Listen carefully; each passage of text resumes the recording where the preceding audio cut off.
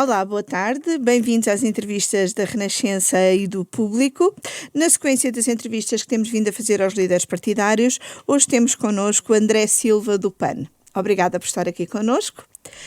É inevitável começarmos pela situação interna do seu partido. Numa só semana, perderam um eurodeputado, uma deputada no Parlamento e demitiu-se a Comissão Política da Madeira.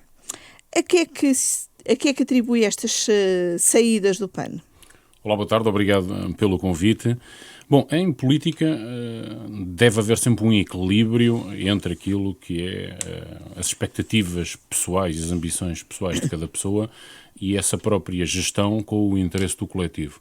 E, de facto, relativamente a estas pessoas, aquilo que se passou é que não conseguiram gerir as suas expectativas pessoais, os seus interesses pessoais, colocaram, de facto, esses interesses muito à frente do interesse do coletivo, do interesse do partido, e entenderam não dialogar, não fazer o debate interno, saírem para tratarem da sua agenda pessoal, seja ela qual for.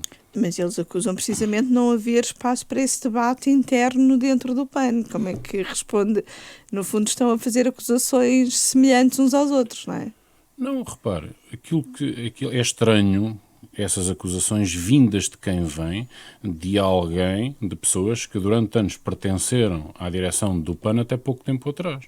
Aquilo que nós verificamos nos órgãos nacionais é que houve uma mudança de postura e de atitude destas pessoas a partir do momento em que são eleitas.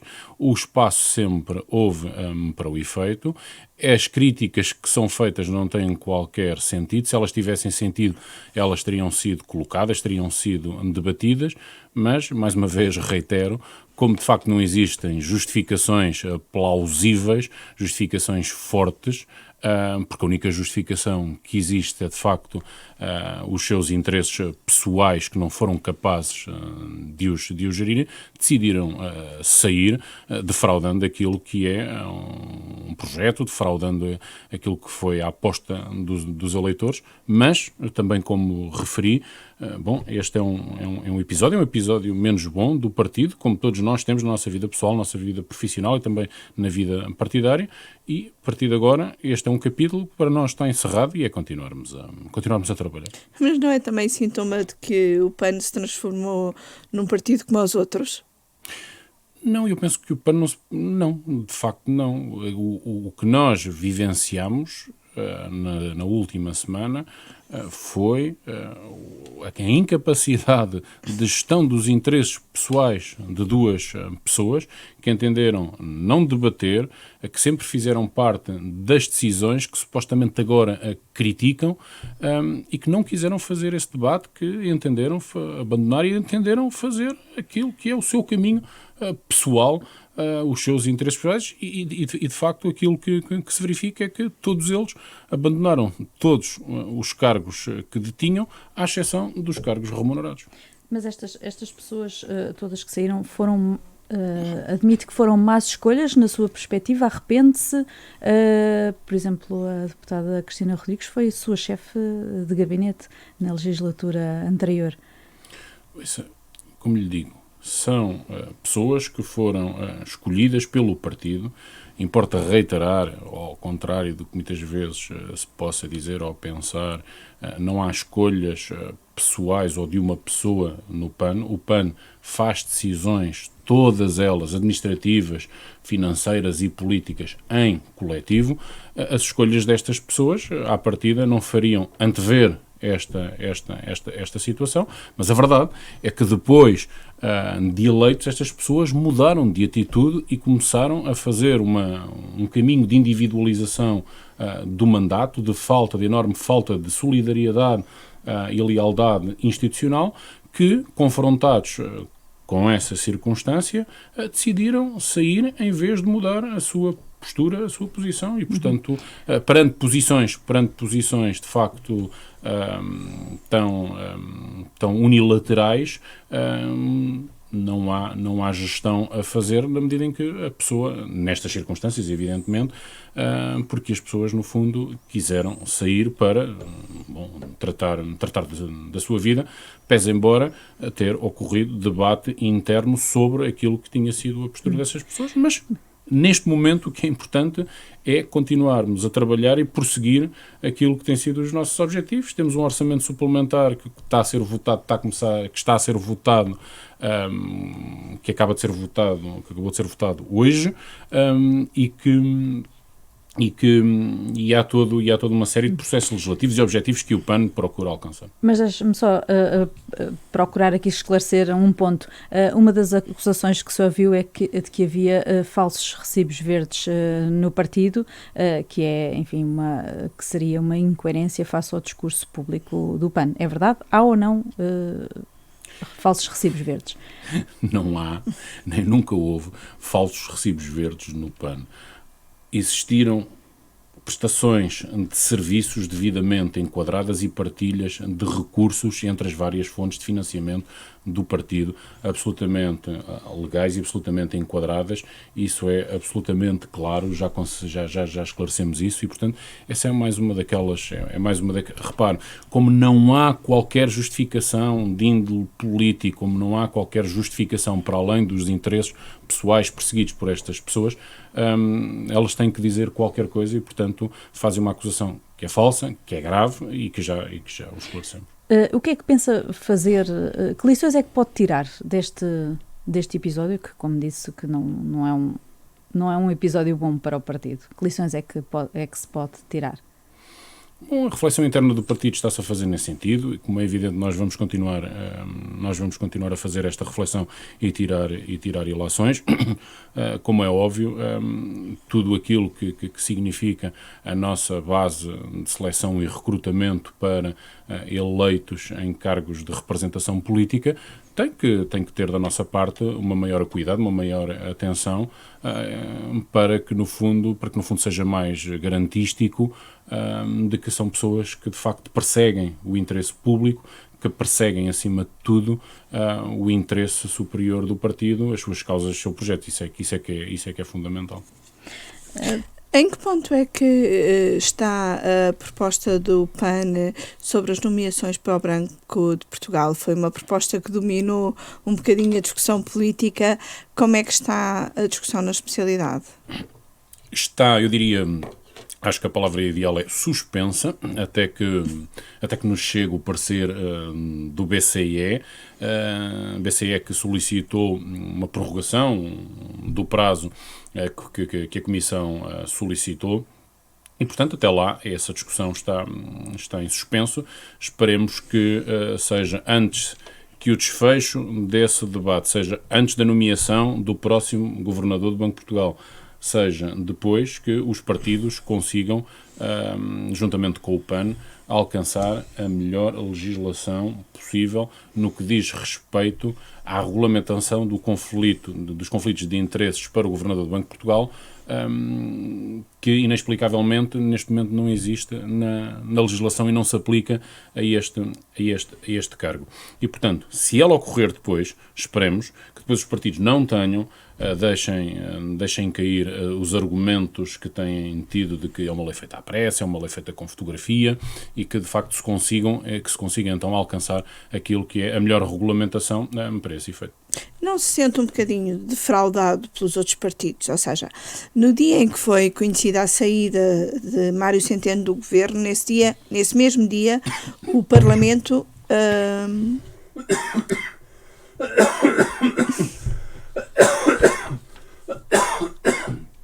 Peço desculpa. Vontade. Nesse mesmo dia, o Parlamento aprovou, na generalidade, a vossa proposta que implicava os tais 5 anos de período de nojo. E aprovou com uma votação muito expressiva. Só o PS é que votou contra e o PCP absteve-se. Entretanto, os partidos têm vindo a recuar. A que é que atribui essa mudança de partidos, como, sobretudo, o PSD, que votou ao vosso lado? O PSD tem feito algumas alterações de posição nesta legislatura e, portanto, numas semanas diz uma coisa, noutras semanas diz outra. Sobre o Governador, sobre as regras do Governador do Banco de Portugal, nos últimos 6 meses já teve várias posições, mas mas de facto é absolutamente incoerente e não ficam bem na fotografia, no fundo, estarem todos de acordo com o princípio da lei que o PAN está a propor, mas dizendo que, bom, mas que não é para agora. E, portanto, estão todos, no fundo, a fazer um frete, por motivos vários, ao Partido Socialista, quer os partidos da esquerda, quer o PST. Os motivos pelos quais o estão a fazer, não sei, mas que de facto estão a fazer um frete, não sei se é por lei, que é uma lei bem feita, a ser do PAN, uma lei, aliás, cujo parecer do Banco de Portugal, que ontem chegou, veio precisamente dizer isso, que não há, ao contrário do que o Partido Socialista diz, não há qualquer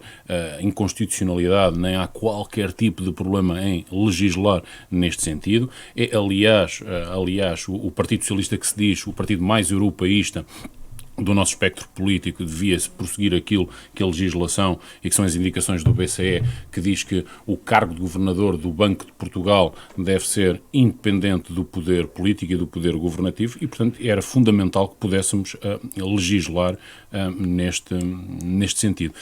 Pode haver, eventualmente, aqui algum preconceito, temos sentido, não só nestas matérias, mas também noutras matérias, algum preconceito ainda pelo facto desta iniciativa legislativa vir do PAN e não vir de outros partidos. Vê-se muito no comentarismo e no opinionismo, por exemplo, relativamente a esta lei, um famoso comentador da praça dizer, bom, até estou de acordo com isto, mas convenhamos, os conflitos de interesses do Governador do Banco de Portugal não devem ser propostos ou legislados por um projeto de lei do PAN e, portanto, outros partidos deveriam se ter chegado à frente e deveriam ter acompanhado. E, portanto, continua aqui a haver, por parte da elite política, não só partidária, mas também do mundo do comentarismo, aqui há algum preconceito relativamente à natureza de onde vêm as iniciativas legislativas. Ouvimos muito isso, mas não sei se tem que ver com isso ou não, mas de facto que há não só preconceito, mas que houve aqui um recuo em toda a linha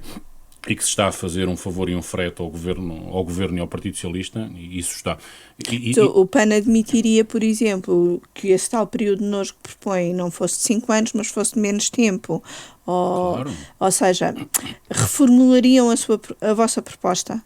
Como é evidente, e portanto, o que é fundamental é fazer-se avanços em matéria de regulação de conflitos de interesses no que diz respeito à nomeação do Governador do Banco de Portugal, tal como foi feito no passado para outros governantes ou ex-governantes que, deixando o governo, têm um período de intervalo, um período de nojo, sem que possam, para ocupar cargos em entidades e institutos internacionais, ou em empresas privadas com as quais tiveram ligação direta enquanto tutelaram as áreas do governo com as quais se relacionaram com essas empresas, é estender também esse princípio, desse período de intervalo, ao Governador do Banco de Portugal. Entre não termos nenhum período de intervalo e termos um período de intervalo mais reduzido que os 5 anos, pois é evidente que nós estaríamos dispostos a adotar, e estamos dispostos a adotar um período de intervalo que sejam de 3 anos, de 2 anos, ou mesmo até de 1 ano. O que é importante neste caso, e referir que não está em causa aqui a ética de qualquer pessoa, está sim a falta de ética na saída direta, no salto direto da cadeira do Governador, de Ministro das Finanças, para o cargo ou a cadeira de Governador do Banco de Portugal. Mas neste caso concreto, que incompatibilidades é que vê nesta escolha do ex-ministro Mário Centeno? Repare, quando alguém, nos últimos 2 anos, nomeia os 3 membros do Conselho de Auditoria do Banco de Portugal, que servem precisamente para, no fundo, fiscalizar e escrutinar a atividade do Governador do Banco de Portugal, aqui claramente está patente um enorme conflito de interesses, porque no fundo são as pessoas que foram nomeadas pelo Ministro das Finanças que no fundo depois vão fiscalizar, auditar, escrutinar o próximo Governador do Banco de Portugal, que foi quem as nomeou. Por outro lado, estamos a falar de alguém que nos últimos anos tomou decisões, acertadas ou não, sobre matérias muito delicadas, como resolução de vários bancos, e que vai ter que fazer, enquanto Governador do Banco de Portugal, a avaliação sobre essas mesmas práticas, sobre esses mesmos dossiês que esteve particularmente e intensamente envolvido. E claro que há aqui, de facto, interesses instalados. Interesses instalados, não. Claro que há aqui um conflito de interesses, neste caso, pessoais. Os interesses instalados, outros interesses, ocorrem por via de que o governador do Banco de Portugal costuma ser, e está, e continua a estar, muito instrumentalizado por partidos como o Partido Socialista e o Partido Social Democrata, e deveria haver, por isso mesmo, não só um período de intervalo, mas também um parecer vinculativo do Parlamento. Porque, de facto, há aqui responsabilidades, porque se dizem, bem, mas a lei diz que quem nomeia é o Governo, certo? O que nós pretendemos é, tal como outras, como existe na legislação para outras matérias, que exista uma responsabilidade partilhada. E, portanto, o Governo, de facto, nomeia, indica uma pessoa ou uma bolsa de pessoas e o Parlamento dá um parecer nesse sentido. E, portanto, há aqui, claramente, não só conflitos, nós temos que de facto, legislar, não só regulamentar conflitos de interesse de pessoas que venham da banca comercial, das empresas de auditoria, portanto, do setor privado, em que, de facto, há conflitos de interesses claros.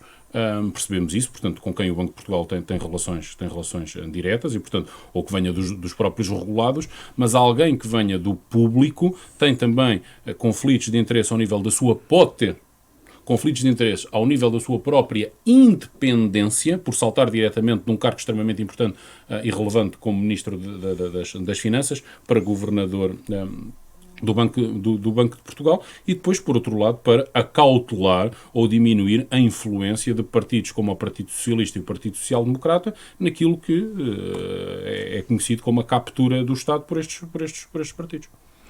Estamos na semana em que vai ser votado em votação final o orçamento suplementar. O PAN apresentou cerca de 20 propostas. O que é que foi aceito daquilo que o PAN fazia questão de colocar neste orçamento?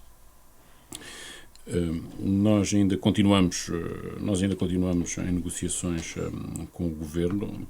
Para já aquilo que foi aceito é pouco. Temos notícia de que a indicação de que foi aprovada uma proposta importante que visa reforçar os técnicos de saúde pública no que diz respeito a esta fase de controle e vigilância pandémica, porque isso está de facto na origem, do nosso ponto de vista, isso está na origem dos surtos e do problema sanitário que vivemos em Lisboa e Val do Tejo, e para nós isso é fundamental. Portugal tem um rácio ao nível daquilo que são os técnicos de saúde pública de 1 para 86 mil, quando deveríamos ter de 1 para 30 mil. Sempre dissemos que mais do que desconfinar ou levantar medidas, ou levantar restrições da atividade económica, fundamental, o fulcral, entre outras medidas, evidentemente, não era apenas e só transferir a responsabilidade do Estado para as empresas, mas era garantir que no terreno existissem pessoas que pudessem, no fundo, testar, controlar, monitorizar futuros surtos. E isso não ocorreu especialmente em Lisboa e Val do Tejo, independentemente das causas que possam estar na origem destes novos, de vários surtos em várias freguesias, seja ao nível das habitações, seja ao nível dos transportes, seja ao nível da falta de condições laborais em algumas empresas. Independentemente disso, o que faltou foram técnicos que rapidamente conseguissem despistar, diagnosticar e isolar essas pessoas. Porquê? Porque nós não podemos, quem está a governar, seja em qualquer país do mundo, quem está a governar e a gerir a pandemia da Covid-19 não pode esperar por dados, porque se espera por dados está sempre 14 dias atrasado. E, portanto, aquilo que podemos fazer e que devemos fazer é sabendo como é que o vírus se manifesta e se comporta, tendo em conta aquilo que são os vários exemplos do nosso país e de outros países, é antever precisamente isso. E, portanto, a única forma de antever é através de recursos humanos e recursos materiais, através de testagem, que estão fortemente implantados nos locais, com os apoios dos municípios, para ir testando, ir identificando, rastreando e ir isolando esses casos. E, portanto, respondendo à sua questão, essa proposta foi aprovada no sentido, ou vai ser aprovada, temos essa indicação, no sentido de se reforçar estas equipas de técnicos de saúde pública. Mas, pegando aqui nesta questão dos técnicos de saúde pública e da situação de Lisboa, atribui este estado, que alguns dizem inclusive é ser de descontrole nestes locais, a essa falta de técnicos de saúde pública, e por outro lado, já há cerca de um mês que é possível recorrer a técnicos de saúde pública de outras zonas do país, e isso chegou a ser anunciado. Acha que houve aqui descoordenação, demora, falta de chefia na situação de Lisboa? Talvez, mas houve várias, que houve falta de coordenação, que houve falta de chefia e de orientação de estratégia neste sentido, A chefia sanitária ou a chefia política? E eu não lhe consigo responder a essa questão. O que lhe posso dizer é que nós alertámos o Governo e o Partido Socialista para esta questão. Nós, quando foi do levantamento, o PAN, quando foi do levantamento do estado de emergência, disse que mais do que trocarmos ou alterarmos de designação o estado de emergência por calamidade, o que seria importante era a mensagem e a sensação de segurança ou falta dela que poderíamos passar com essa mensagem e as medidas que poderíamos tomar. Nós poderíamos tomar exatamente como país as mesmas medidas que tomamos de alguma abertura à atividade económica dentro de um determinado estado de emergência. E nós éramos favoráveis, fomos muito críticos relativamente ao levantamento do estado de emergência, na forma como ele foi comunicado, na medida em que poderíamos ter mantido o estado de emergência, alargando ou fazendo algum desconfinamento e levantando algumas restrições de algumas atividades económicas, mas a forma como ele foi feito, do nosso ponto de vista, temos na altura, causou uma falsa sensação de segurança. A permissão também da realização de algumas manifestações, quer no passado, quer no futuro, dão também no fundo... referir-se ao 1º de Maio e à festa do Avante? Estou a falar ao 1º de Maio e à festa do Avante, evidentemente, porque, de facto, isso cria nas pessoas não só uma falsa sensação de segurança no fundo, permitindo ou dando aso a que as pessoas possam, no fundo, ter esse tipo de comportamentos, entenda-se, de ajuntamento, que de facto não são de nada recomendáveis e, portanto, são, do nosso ponto de vista, maus exemplos ao nível da informação que se dá. E depois, por outro lado, a falta de condições nos transportes públicos do nosso ponto de vista, a falta de condições nas empresas que deviam ser fiscalizadas relativamente às suas condições laborais e, por outro lado, sim, a falta de presença no terreno de muitos mais técnicos de saúde pública que pudessem não só fiscalizar atempadamente os meios de transporte e as condições laborais em que as empresas operam, por um lado, mas que pudessem também, junto com as autarquias, estarem precisamente a fazer essas despistagens. Por isso mesmo também nós propusemos uma outra proposta, o reforço do Fundo Social Municipal, na ordem dos 35 milhões de euros, para precisamente dar respostas de proximidade, não só de apoio social, mas também sanitário, mais rápidas às autarquias. E essa proposta já foi aceita? E essa proposta não foi aceita, pelo menos a indicação que temos é que não será aceita.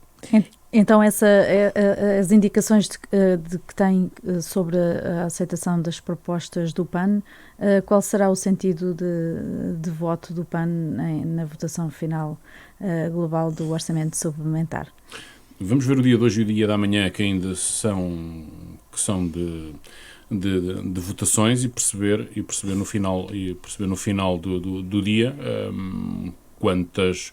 Que medidas é que conseguimos ou não acompanhar, mas não conseguimos neste momento antever uma aprovação ou um voto de sentido favorável num orçamento que tem várias lacunas e que o Governo do Partido Socialista não acompanhou. Veja-se, por exemplo, nós introduzimos... Podem manter a abstenção.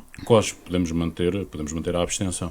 Nós consagramos no orçamento para 2020 o alargamento da tarifa social de energia a todos os desempregados, que ainda não está regulamentado. E uma das nossas propostas é tão só e apenas no orçamento suplementar que esta proposta seja regulamentada e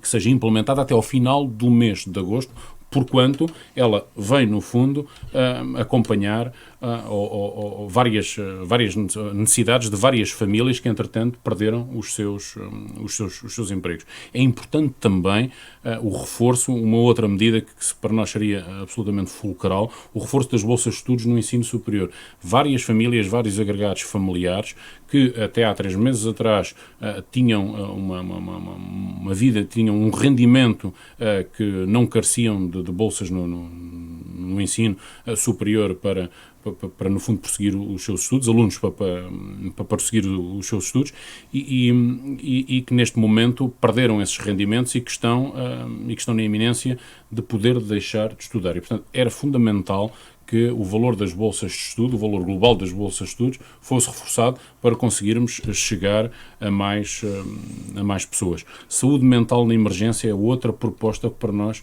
é fulcral. Sabemos da importância que tem a importância que tem, ou o impacto que tem ao nível na vida das pessoas e ao nível da sustentabilidade no Serviço Nacional de Saúde a médio e a longo prazo, a falta de apoio emocional e mental que muitas pessoas vivem no nosso país em situação de normalidade. Com esta circunstância da Covid, não só do isolamento e do confinamento a que foram sujeitas, à perca de rendimentos, à perca de trabalho, a perda dos postos de trabalho, é fundamental que haver um reforço de equipas ao nível da saúde mental, especialmente em contextos de emergência. Depois aqui do orçamento suplementar, se vier a existir um acordo parlamentar entre o Governo e os partidos à esquerda do PS, de médio prazo, o PAN gostaria de ficar incluído ou preferia ficar de fora? Bom, parece-me que não podemos colocar as coisas dessa forma. O PAN sempre teve uma posição simultaneamente de diálogo com todas as forças político-partidárias do nosso Parlamento, mantendo sempre a sua independência.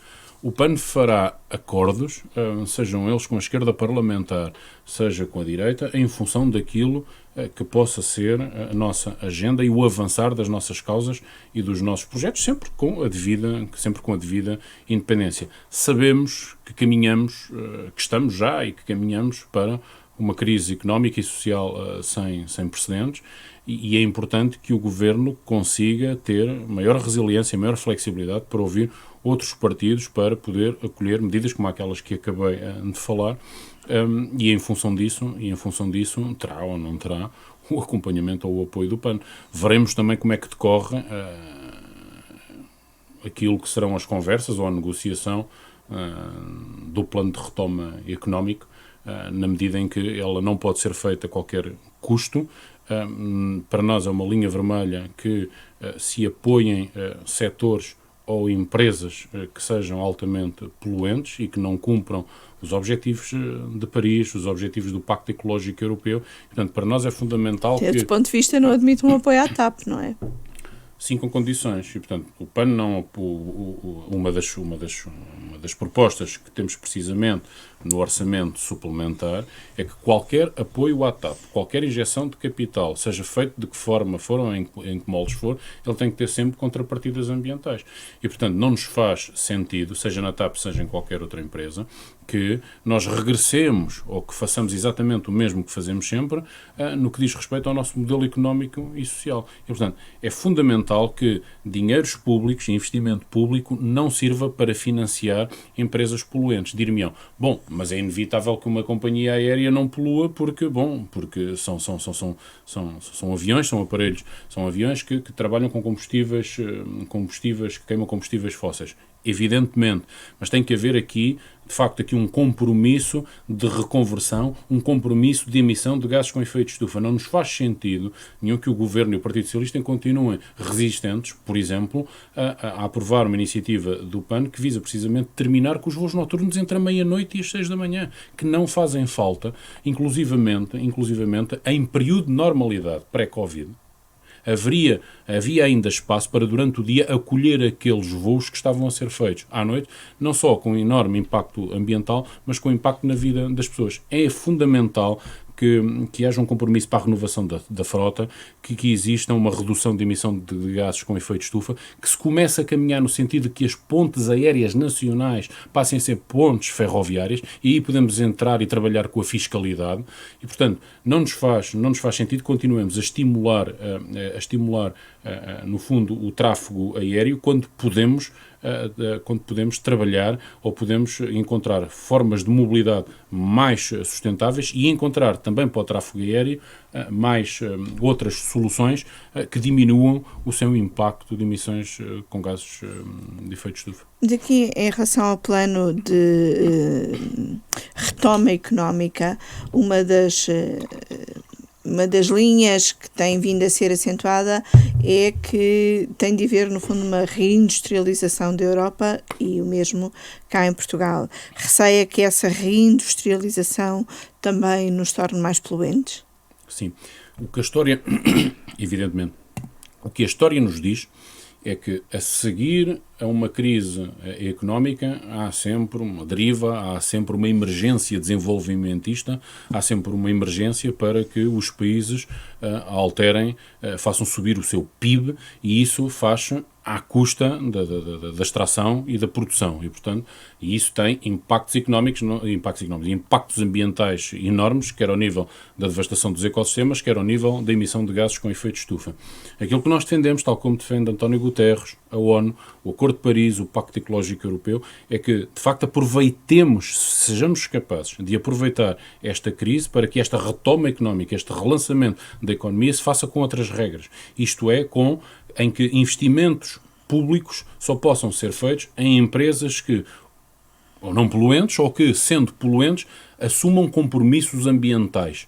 E, portanto, que façam redução de emissão de gases com efeito de estufa, ou que deixem, no fundo, ou que não permitam que a forma como extraem recursos tenha impactos enormes ao nível dos ecossistemas. Não nos faz sentido, por exemplo, que no momento que estamos a viver, se continuemos em que, de facto, a atividade do turismo reduziu significativamente e não terá uma retoma com os números que tínhamos na altura pré-Covid, continuamos a investir no aeroporto do Montijo, ou a fazer projetos, por exemplo, na zona da Comporta, na Costa Vicentina, na Costa Alentejana, que são zonas absolutamente protegidas e em que servem apenas interesses económicos e interesses de turísticos, e portanto isso não nos faz sentido.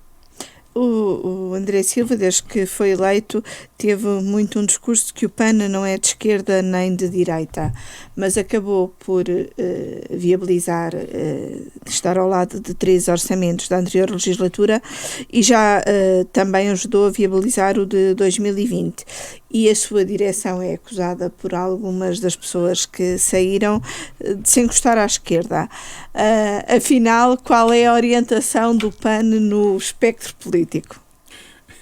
Eu acho muito interessante essas críticas que nos fazem relativamente à direção, quando as próprias pessoas que fazem essas críticas pertenceram à direção até alguns dias atrás e que fizeram este caminho, este percurso.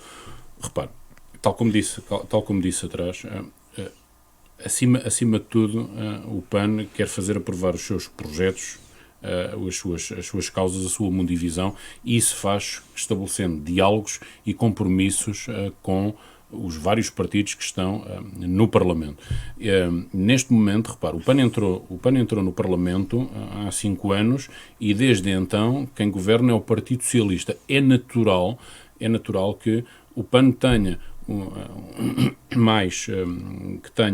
digamos que aqui mais conversações e mais acordos com o partido que está no governo do que com os partidos que supostamente estão na oposição, e fazemo-lo na perspectiva de fazer avançar as nossas medidas, as nossas causas, e acho que isso é fundamental e é reconhecido, e tem sido reconhecido pelos nossos eleitores. Portanto, mas é verdade que nesta legislatura o discurso do PAN se tornou mais, digamos, mais agressivo. Na anterior legislatura, as suas intervenções no Parlamento eram, digamos, politicamente mais neutras. Aceita esta crítica que também foi feita por pessoas que saíram do partido? Eu penso que não. O PAN, repare, sai de uma situação de uma realidade em que tem um deputado para ter um grupo parlamentar, e é natural o caminho que fez, e está espelhado no nosso programa eleitoral e está espelhado naquilo que tem sido a nossa atuação, é o de alargar o leque de matérias que debate. E é natural que há matérias que tenham uma maior contundência do que outra, que tenham um maior pragmatismo, e repare, eu diria que é precisamente o contrário. A partir do momento em que o PAN, por via de conseguir alargar a sua representação parlamentar, começa a entrar em noutros domínios da política, é natural que sofra também outros ataques e outras críticas por parte de outros partidos naquilo que é o debate parlamentar, e que vá respondendo, e que, se quisermos, em que o tom sobe um pouco. E, portanto, repare que o debate sobre alterações climáticas, o tom do debate sobre alterações climáticas, onde há sempre um consenso, independentemente de gastarem muito em palavras e pouco em ações, nomeadamente o Partido Socialista, é completamente diferente quando estamos a debater uma lei do lobby ou a lei que regulamenta as regras de nomeação do Governador do Banco de Portugal. E, portanto, é natural que o tom seja diferente, mas agora, de resto, é importante e fundamental, e os eleitores revêem-se nisso e apostaram nessa circunstância, de que, para além das causas que por demais nos tornaram conhecidos, a causa da proteção animal, a proteção ambiental, que também, e outras matérias de respostas sociais, que comecemos a trabalhar noutras matérias que nos são muito caras e sempre nos foram, mas que careciam tempo, que é, de facto, matérias que visam o combate à corrupção e a legislação sobre conflitos de interesse, porque em última análise nós estamos a falar da captura do Estado, estamos a falar de 18 mil milhões de euros de prejuízo que o país tem só em ações, ou que sofre, no fundo, com o flagelo da corrupção. E é natural que, ao entrarmos em determinadas áreas, que o debate e o discurso... O PAN deixou de ser tanto o partido dos animais e passou a ser mais o partido do ambiente e anticorrupção? Não, eu diria que não, porque, repare, eu acho que nós não deixámos de ser nada. Eu acho que nós conseguimos não tenho a certeza, nós conseguimos alargar o leque, porque, repare, no que diz respeito à causa animal, o PAN fez uma conquista absolutamente inédita, que não conseguimos durante 4 anos, que foi alterar a taxa do IVA dos espetáculos tauromáquicos de 6% para 23%, o que, de facto, é uma medida fundamental. Conseguimos, finalmente, regulamentar a lei que está para sair, a lei da utilização dos animais no circo, criar uma estratégia de bem-estar animal, e, portanto, há aqui uma série de iniciativas que nós conseguimos já nesta legislatura fazer aprovar, e que está neste momento também para sair a revisão do regime jurídico de proteção de crimes contra os animais, que, no fundo, vem reforçar aquilo que é o regime jurídico no que diz respeito não só aos maus tratos, mas como ao abandono de animais. Mas é fundamental também, e com o alargamento do grupo parlamentar, que consigamos chegar a mais áreas. Eu gostava de reiterar e de registar que matérias que dizem respeito a conflitos de interesse e a corrupção estão intimamente ligadas à maioria, ou uma grande maioria, dos crimes ambientais. E, portanto, a matéria ambiental e a legislação ambiental e a preocupação ambiental no nosso país é absolutamente secundarizada, lateralizada, e está completamente capturada por aquilo que são os interesses económicos. Isto é claro, quer ao nível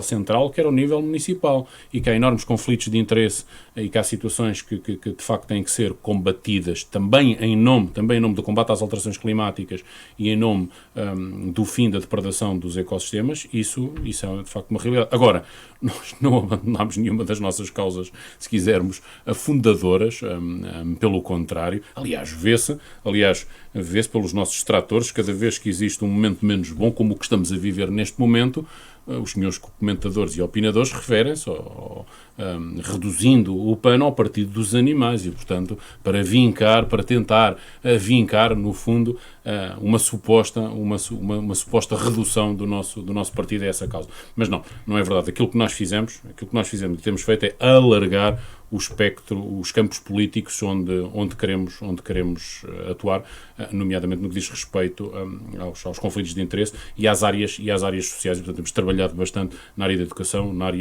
e na área da saúde. Falou aqui na causa dos maus tratos aos animais. O PAN tem sido intransigente no combate aos maus tratos dos animais, mas é defensor também da despenalização da eutanásia. Como é que compatibiliza estas duas causas? Eu acho que não tem nada a ver. Isto é, repare, aqui o que nós... Uma coisa é a proteção daqueles que são completamente indefesos, que estão no fim da linha de um regime jurídico muitas vezes é inexistente, de seres que sentem, que são sencientes e que precisam de proteção e que de facto não faz sentido e que é completamente intolerável que continuemos a maltratar animais por divertimento, por qualquer outro tipo de motivos, sem que exista um regime adequado a criminal ou contra-ordenacional. E, portanto, não é admissível numa sociedade ética civilizada do século XXI que continuemos a maltratar animais. E, portanto, isso é um ponto para nós absolutamente intransigente. Relativamente à morte medicamente assistida, a nossa perspectiva é que é um último, talvez, um direito fundamental que está por garantir às pessoas em fim de vida ou em processo de fim de vida. É uma liberdade que lhes está coartada. A nossa perspectiva é que há uma imposição do Estado relativamente à vida das pessoas e à forma como as pessoas conformam a sua própria vida. O Estado de Direito português democrático permite, e bem, às pessoas conformarem a sua vida da forma que bem entendem, desde em todas as suas dimensões, com quem casam, que cursos escolhem, que religião professam ou não, e portanto isso para nós é fundamental, mas depois, naquilo que diz respeito ao seu processo de fim de vida, numa vida que do nosso ponto de vista pode ser uma vida absolutamente indigna, porque só apenas e tem sofrimento e a seguir ao sofrimento só resta sofrimento, essa é uma liberdade que nós entendemos, é uma liberdade que devemos dar às pessoas para poderem escolher, e inclusivamente aqui o que está em causa é que se despenalize aqueles que querem ajudar as pessoas sem impor a toda a classe médica que o faça, pelo contrário, permitindo a objeção de consciência. Sendo o PAN até um partido que tem tido alguma preocupação e alguma ação em relação à saúde mental, não receia os efeitos que uma lei de eutanásia possa ter naqueles que já são mais frágeis, ou seja, havendo essa possibilidade, quem já pensa que está a sobrecarregar a família ou que já tem alguma carga emocional associada a doenças, não sente que se pode promover aquilo que muitas vezes é classificado como a cultura do descarte. Sim, temos essa preocupação. Isso de facto pode ocorrer e é precisamente por isso que o PAN demorou mais de um ano a fazer a sua iniciativa legislativa. É precisamente por haver essas preocupações, porque elas podem de facto existir e podem ocorrer essas situações, que a legislação tem que ser o mais correta, o mais precisa e o mais infalível possível. E estamos perfeitamente confortáveis com a iniciativa legislativa que apresentamos e com as outras que estão também em cima da mesa, porque visam precisamente garantir que os pedidos são feitos de forma absolutamente consciente, reiterada, e que seja garantido por vários médicos que essas situações que acabou de referir, que são absolutamente inadmissíveis, não podem acontecer e que não vão acontecer, não podem acontecer. Ou seja, o que me acaba de referir é uma preocupação que de facto pode existir, mas que não podemos, enquanto legislador, enquanto representantes dos portugueses, não nos podemos desresponsabilizar, não podemos faltar à responsabilidade e de nos demitirmos de fazer uma lei, de alargar este direito que nós entendemos às pessoas que estão em fim de vida e em condições muito particulares que não são aquelas que referiu. Mas exatamente porque pode haver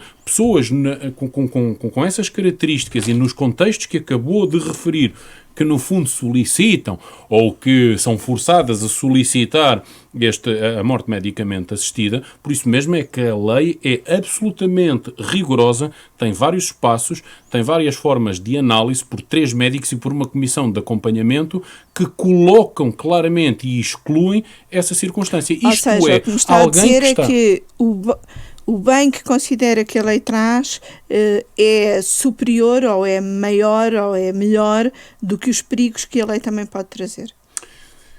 Sim, sabendo que, ou tendo a perfeita consciência que os perigos são absolutamente, nós não podemos dizer absolutamente e totalmente minimizados, mas que são quase garantisticamente eliminados. Na medida em que alguém que está em depressão não pode solicitar. Alguém que, pura e simplesmente, entende, ele ou a família, que já está demasiado idoso e que, emocionalmente, traz algum tipo de dissabor para a família e que é um peso e uma sobrecarga para a família, não pode, não é com esta lei, ou seja, não tem condições de elegibilidade para ser administrada morte medicamente assistida. Portanto, é absolutamente impossível e, portanto, ou seja, essas situações que muitas vezes, e bem, são trazidas à colação como eventuais exemplos de alguém que, à margem daquilo que a lei prevê, com características muito concretas, em contextos muito concretos, possam solicitar a morte medicamente assistida, eles não são elegíveis e não é possível isso acontecer. Só pode acontecer, mas reparem, mas isso pode acontecer em qualquer ato médico com absoluta negligência. Mas eu diria mesmo que é impossível na medida em que alguém, nos exemplos que me deu, passando por 3 médicos, pelo crivo de 3 médicos, pela análise de 3 médicos e de uma comissão de acompanhamento, não é possível que essa pessoa seja considerada elegível para ser administrada em eutanásia.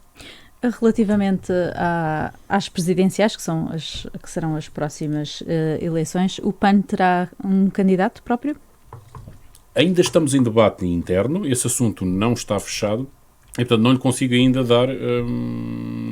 ainda não posso lhe dar uma resposta. Esperemos nos próximos semanas, meses, ter uma resposta relativamente a essa. E admite ser candidato? Não admito ser candidato. Não está em cima da mesa. Mas pode estar em cima da mesa, por exemplo, um apoio a uma candidatura da Ana Gomes? Eu posso lhe dizer que neste momento pode estar em cima da mesa, estão em cima da mesa todas as opções. Tendo em conta que é uma voz anticorrupção? Não sei se repare, um apoio a uma candidatura da Ana Gomes ela não é validada apenas e só, ou o apoio de uma candidatura a terceiros, a alguém que não venha do campo político do PAN, não tem que ser definida apenas e só por um critério, e portanto há vários critérios.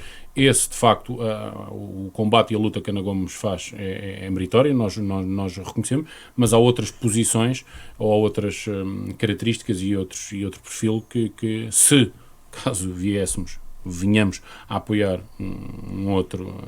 um candidato, que devem ser avaliadas. Mas, como lhe disse, neste momento está em cima da mesa apresentarmos ou não um candidato próprio, apresentarmos apoiarmos alguém que já se tenha apresentado ou não apoiarmos ninguém. Neste momento o debate está completamente aberto e em breve daremos notícias. Nas autárquicas, o PAN estará disponível para fazer coligações em Lisboa e no Porto e em que condições é que poderiam fazer? É precoce estarmos a falar nesse contexto. Depende das forças políticas, depende dos projetos, depende das linhas vermelhas, depende. Nós sabemos que a política nacional é diferente da política autárquica e, portanto, tudo está em aberto, ou seja, neste momento é de facto precoce falarmos em matéria ou em políticas de coligação autárquica. Muito obrigada por teres estado connosco. Obrigado eu. Obrigada. Obrigada, boa tarde.